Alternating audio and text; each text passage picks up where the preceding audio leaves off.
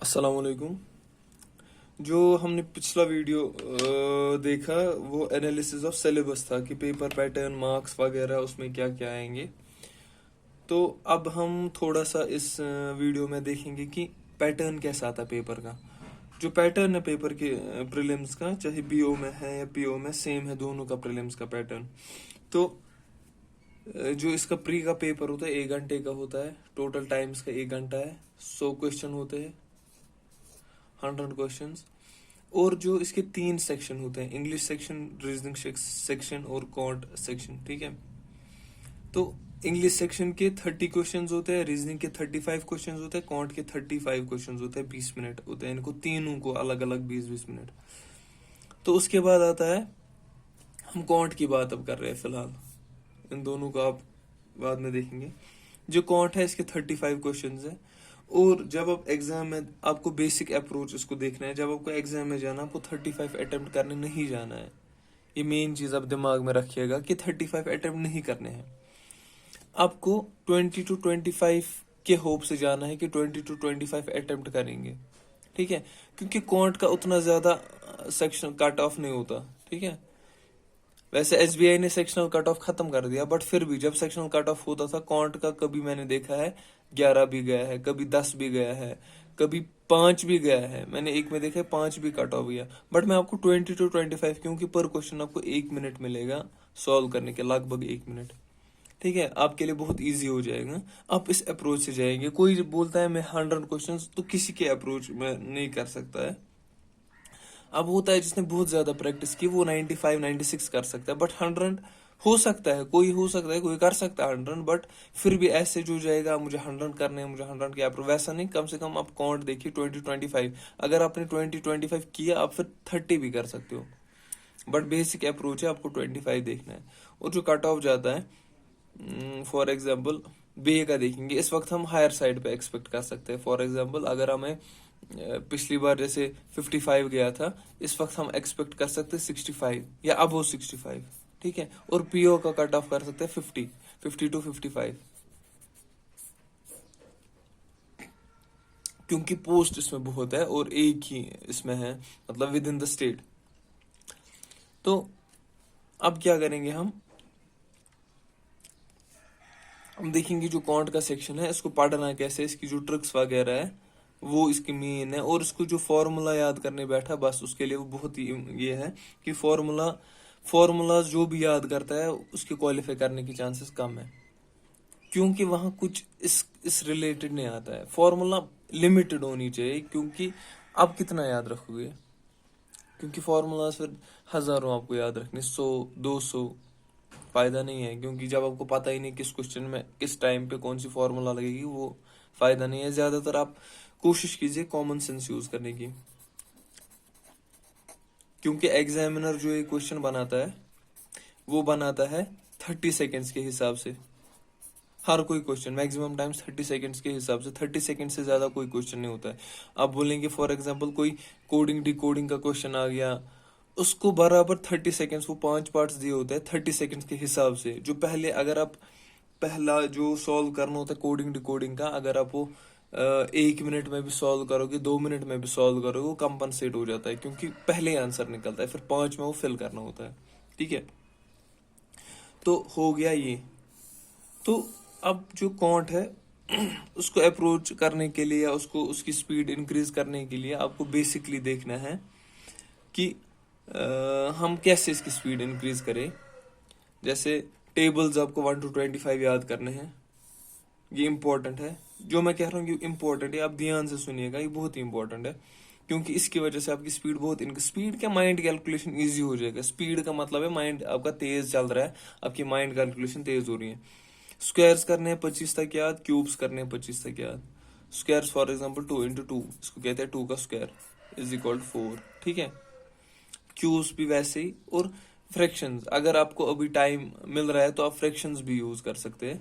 For example 1/1 is equal to 1, 1/2 is equal to 0.5, 1/3 आप calculator पे ये कीजिए, फिर आप याद भी ऐसे कर सकते हैं। For example 1/4 is equal to 0.25, क्योंकि अब देखिए 1/2 है 0.5, तो 1/4 उसका भी आधा है, वो आता है 0.25। जब आपको ऐसे जो 1/8 क्या आएगा, जीरो 1/8 आएगा 0.125, उसका आधा, 0.25 का आधा। ऐसे ऐसे आपको खुद फिर समझ आएगा क्या ये क्या मैकेनिज्म कैसे चलता है इसका, ठीक है। तो जो पहला इसमें हम स्टार्ट करेंगे स्पीड मैथ्स के रिलेटेड, मतलब मैथमेटिकल स्पीड इंक्रीज करने के लिए, वो है how to find a square of a number, ठीक है। कोई बोलेगा आपको भाई बोलो आप 112 का स्क्वायर क्या है, आपको बहुत टाइम लगेगा, आपको 15 सेकंड से पहले स्क्वायर निकालने में ही लगेंगे, क्योंकि सिंप्लीफिकेशन में ऐसे क्वेश्चंस बहुत आते हैं, ठीक है।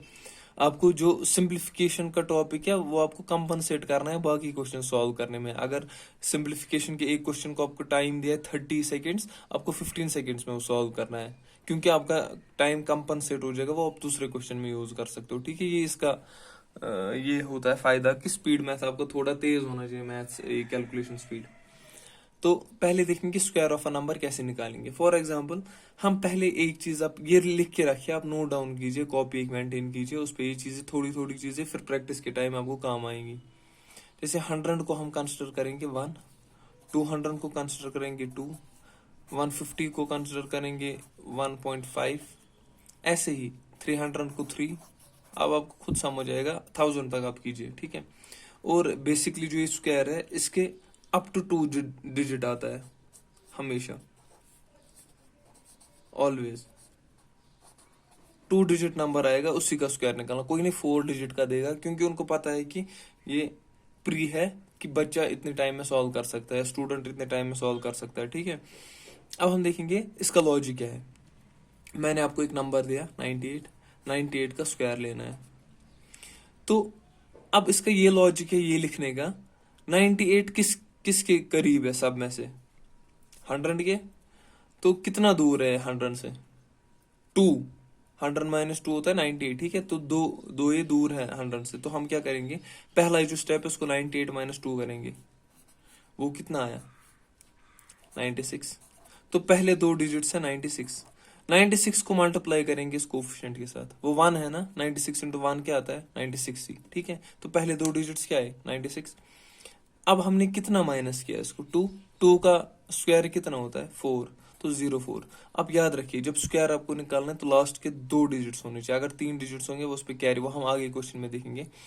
तो अगर यहाँ होता 98 - 4, कोई हमें होता कोई ऐसा डिजिट उसको -4 करना होता, तो यहाँ पर जैसे 04 लिखा तब लिखना है 16, तब 016 नहीं लिखना है, क्योंकि स्क्वायर है लास्ट के 2 डिजिट्स इसमें इंक्लूड होते हैं, ठीक है। तो ये इसका आंसर आ गया। अब आप कोई भी क्वेश्चन ऐसे सॉल्व कर सकते हो। फॉर एग्जांपल मैं लूंगा कोई और क्वेश्चन, आप सोचो 104, 104, ठीक है। 104 का स्क्वायर लेना है, यही स्टेप हम यही मेथड करेंगे। जब आप इसकी प्रैक्टिस करोगे माइंड में हो जाएगा, विद इन 10 सेकेंड्स, 10 सेकेंड से भी कम टाइम में निकलता है। 104 का स्क्वायर निकालना है, 104 किसके करीब है 100 के, तो 100 से ज्यादा है या कम, ये 100 से चार ज्यादा है, तो इसको प्लस करेंगे 4, 104 प्लस 4, वो क्या है 108। तो जो ये 108 आया, इसको इस 1 के साथ मल्टीप्लाई करना है तो 108 ही आएगा, पहले 3 डिजिट्स 108। तो हमने क्या ऐड किया 4, 4 का स्क्वायर क्या था 16, इसका आंसर है। एक स्टेप में, आपको कोई कुछ नहीं है, अभी आप सीख रहे हो, जब आप इसका मतलब इसको बहुत प्रैक्टिस करोगे आप इसके मास्टर फॉर एग्जाम्पल बन सकते हो, मास्टर हो जाएगा आपको ये ट्रिक, ठीक है। अब हम कोई और करेंगे, फॉर एग्जाम्पल 43 का स्क्वायर, ठीक है। इसको भी हम एक ही स्टेप में करेंगे। 43 किसके करीब है 50 के, 50 होता है 0.5, है ना, 0.5, 1, 2, 1.53 ऐसे, 50 होता है 0.5। 43 कितना दूर है 50 से 7, तो हम करेंगे 43 - 7, क्योंकि 50 से कम है। अगर 50 से ज्यादा होता, अगर 57 होता तो +7 करना था, ठीक है। 43 - 7 कितना होता है 6, 36। तो पहले दो डिजिट्स के 36 आए, मगर इसको आपको मैंने कहा ना, जो ये पहले दो इसको मल्टीप्लाई कोफिशिएंट के साथ करना होता है। 36 को मल्टीप्लाई आप 0.5 के साथ करो, सीधे वो 36 का आधा आएगा। 36 का आधा कितना होता है 18, 36 इंटू 0.5, ठीक है। सीधे 2 1 सा 2 18 सा, तो आ गया पहले दो डिजिट्स क्या आ गए 18। हमने कितना माइनस किया इसको, 7, 7 का स्क्वायर कितना होता है 49, 1849, इसका आंसर है। अब आप ऐसे ही कोई भी क्वेश्चन सॉल्व कर सकते हो, ये बेसिक सी ट्रिक है स्क्वायर निकालने की।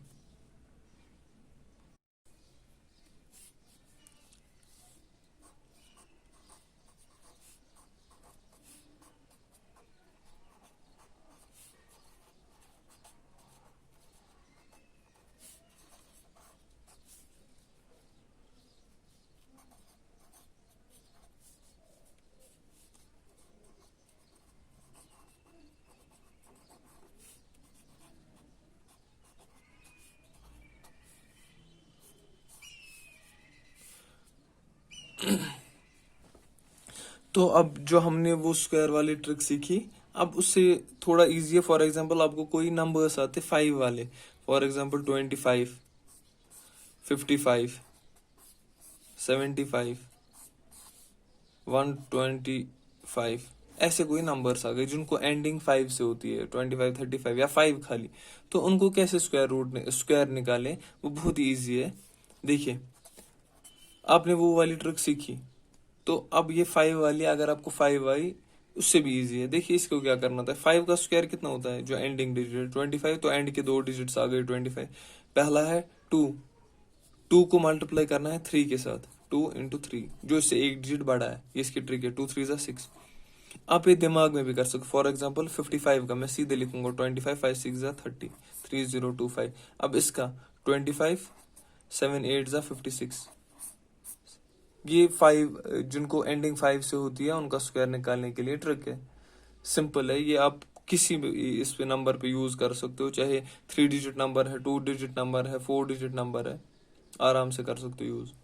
बट 4 डिजिट नंबर में प्रॉब्लम होगी। मैंने आपको कहा ना, एग्जामिनर क्वेश्चन बनाता है 30 सेकेंड्स के लिए, ना कि 10 मिनट के लिए, 5 मिनट के लिए। 30 सेकंड्स में उसको पता है कौन सा क्वेश्चन सॉल्व होगा। वो मिक्सचर का वो वाला क्वेश्चन देगा 30 सेकंड्स में सॉल्व होगा, वो परसेंटेज का वो वाला क्वेश्चन देगा जो विद इन 30 सेकंड सॉल्व हो सकता है। इसीलिए आप डिमोटिवेट कभी इस चीज से नहीं होना कि ये हमने टफ क्वेश्चन आज अटेम्प्ट किया, ये तो इतने टाइम में होगा, क्योंकि वो एग्जाम में होगा ही नहीं। अगर वो 30 सेकंड से ज्यादा टाइम में सॉल्व होता है, वो एग्जाम में नहीं होगा। जो 45 सेकंड्स में सॉल्व होते हैं क्वेश्चंस, वो होते हैं आपको मेंस में। 1 मिनट 45 सेकंड्स वो मेंस के क्वेश्चंस होते हैं।